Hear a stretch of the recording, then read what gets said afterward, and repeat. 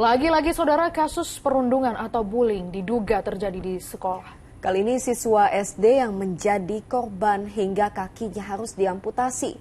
Kembali kami ingatkan, stop kasus perundungan.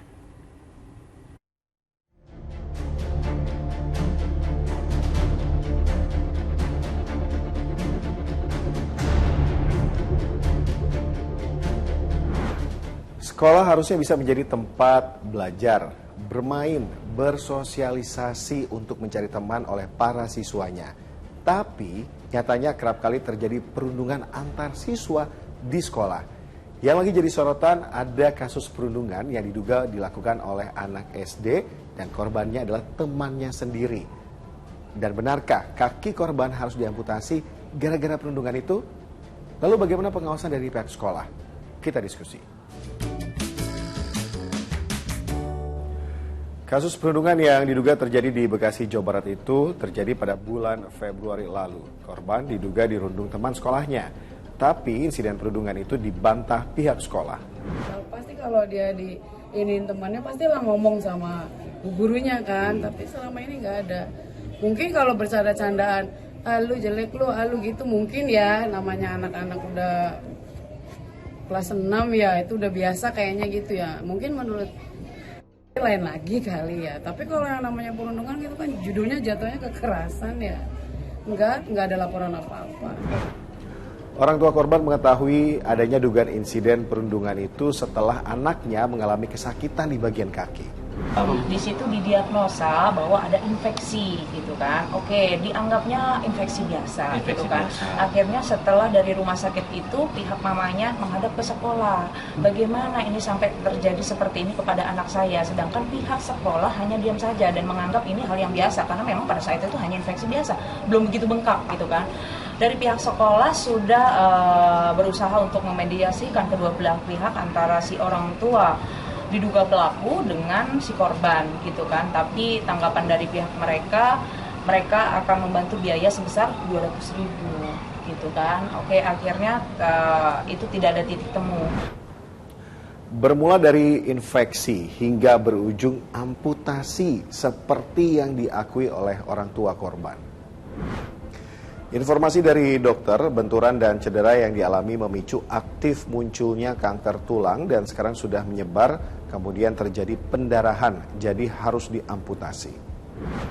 Ada kanker tulang di situ, lalu apa penjelasan dokter yang menangani korban hingga korban harus mendapatkan tindakan medis kakinya diamputasi? Nah, kalau dari kacamata medis sebenarnya saya lihat ini sebenarnya ada dua masalah yang berbeda ya, ada dua perkara. Satu masalah perundungan, yang kedua masalah dari pasiennya sendiri, yaitu yang kanker tulang ganasnya itu, yang di osteosarkom itu yang kita curiga. Nah, kalau misalnya saya dimintai pendapat mengenai yang perundungan, saya rasa itu bukan ranah saya ya untuk menjelaskan. Tapi yang kalau dari medis, tadi kan kakak bertanya ya, apakah dari kejadian itu apa bisa menyebabkan sampai ke amputasi gitu ya. Nah, sebenarnya perjalanan itu tidak sesimpel itu gitu, dan di literatur kanker tulang ganas juga tidak ada yang menyebutkan, sampai sekarang belum ada yang menyebutkan bahwa trauma kejadian kayak jatuh gitu menyebabkan kanker gitu. Cuman mungkin yang perlu ditegaskan ya, ada faktor pencetus dan penyebab ya. Yang kanker itu ada dua faktor itu. Dimana kalau penyebab itu berarti ada faktor utamanya itu ya, penyebab itu ya faktor utama. Kalau faktor pencetus itu berarti faktornya sudah ada pada pasiennya. Lalu ada faktor yang menyebabkan sel kanker itu untuk menjadi aktif gitu. Nah, itu mesti yang dijelaskan ke teman-teman mungkin seperti itu ya. Jadi kalau misalnya ditanya apakah dari jatuh itu menyebabkan amputasi, itu saya bisa bilang dari medis itu tidak. Penyebab kanker tulang sampai sekarang kami masih bilang mutasi DNA ya, mutasi sel gitu. Jadi makanya tadi yang saya bilang penyebab dan pencetus tadi ya kakak ya. Jadi kalau misalnya kanker tulang seperti semisal pasien-pasien kami yang di sini itu biasanya kalau misalnya dicek itu sudah ada mutasi DNA-nya.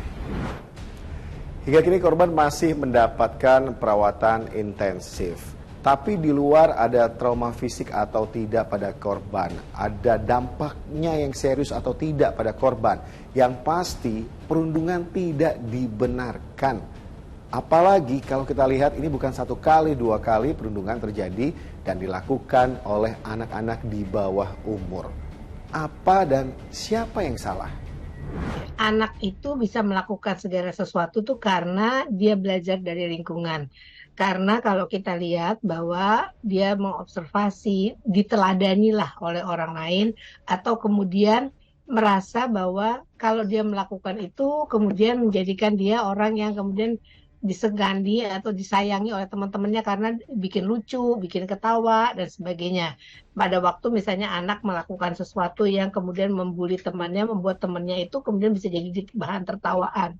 Tetapi intinya adalah pola pendidikan orang tua, pengajaran orang tua, pola asuh orang tua kepada anak itu berperan sekali. Karena pembulian ini terkait dengan yang namanya masalah kasus moral. Moral itu adalah kemampuan manusia membedakan baik dan buruk. Nah, moral ini tidak bisa tumbuh dan berkembang dengan baik kalau tidak distimulasi. Nah, stimulasinya itu harus sejak dini, sejak anak usia dini. Jadi umur 6 tahun itu masih termasuk anak usia dini. Ini diajarkan mana yang baik, mana yang buruk. Mengajarkannya juga tidak dengan hanya mengandalkan ini nggak boleh, ini boleh. Tetapi lebih kepada mengajarkan empati, mengajarkan kontrol diri, mengajarkan hati nurani itu untuk berjalan di tempat yang baik. Lalu kemudian mengajarkan respect, kindness, fairness, dan tolerance. 7 hal itu adalah komponen dari moral. Dan lagi-lagi, kasus perundungan justru terjadi di tempat pendidikan, di sekolah. Sekolah yang harusnya bisa menjadi tempat untuk belajar, bermain, bersosialisasi dengan aman, justru menjadi tempat perundungan. Korbannya para siswa, pelakunya para siswa. Lalu, kalau kasus seperti ini, apakah sekolah harus bertanggung jawab?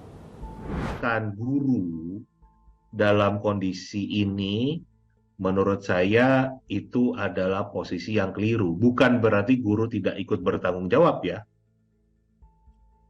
Tapi yang menjadi masalah memang kita sangat keliru secara fundamental dalam mengelola pendidikan. Ini sudah sering saya sampaikan di berbagai media, di berbagai kesempatan. Kalau orang Indonesia bicara tentang pendidikan, pasti di kepala kita yang muncul adalah urusan persekolahan. Benar nggak? Iya. Ngomong pendidikan pasti ngomongin sekolah.